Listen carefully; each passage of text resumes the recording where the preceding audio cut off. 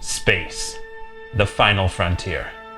These are the voyages of the starship Tabletop. Its 2-hour mission to explore strange new worlds, seek out new resources, and to boldly be named Starfleet Admiral of Catan by settling the final frontier. 'Cause that would be totally kick-ass. Up next, we'll lead Starfleet into uncharted territory and deal with the pesky Klingons as we play Star Trek Catan by the company that made this event possible, Mayfair Games.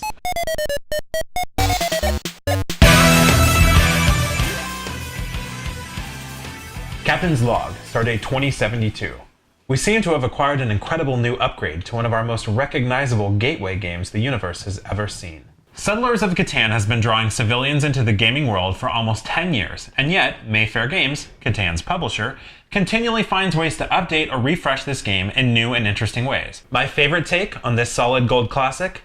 Phasers are set to fun on Star Trek Catan. Star Trek Catan is a resource collection and trading game in which players will earn points in several different ways. The first player to 10 points wins. All points are acquired through the spending of resources. You get resources when the dice roll corresponds to a tile on which you have an outpost or a starbase. No player will have enough resources on their own to build the supply lines, outposts, starbases, or buy development cards in order to win the game, so players will need to barter and trade, or steal, in order to accomplish their goals. However, the game has a great surprise mechanic.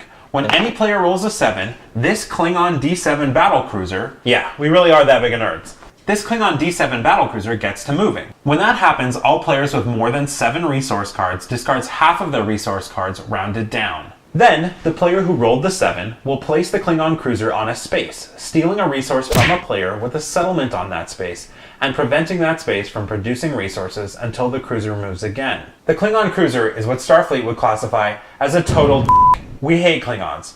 Except Worf. Worf's cool. Now, the resources you can acquire are water, oxygen, dilithium, tritanium, and food. Nom nom nom nom nom nom. You spend resources to build supply lines, outposts, star bases, and buy development cards. These lead to scoring points by having the largest supply route, the most Starfleet ships in one continuous line, the equivalent of having the longest road in Settlers of Catan. Building an outpost, and points for your starting outposts. Upgrading an outpost to a star base. Having the largest Starfleet, meaning you have played the most Starfleet Intervenes development cards, the equivalent of having the largest army in Catan. Or by simply having development cards that award you victory points. Okay, so far this game just seems like Catan and Trekkie cosplay, I know. We're getting to the biggest difference. So here it is. These roll cards feature beloved Star Trek characters from the original series. For example, Captain Kirk, who basically gives the finger to the Klingon. Uhura, who can force other players to trade you elements you need for whatever elements you choose to give them.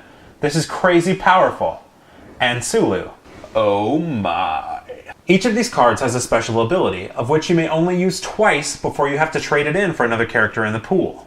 Mr. Sulu, plot a course for awesome, and let's play Star Trek Catan by Mayfair Games. Warp 9. Engage.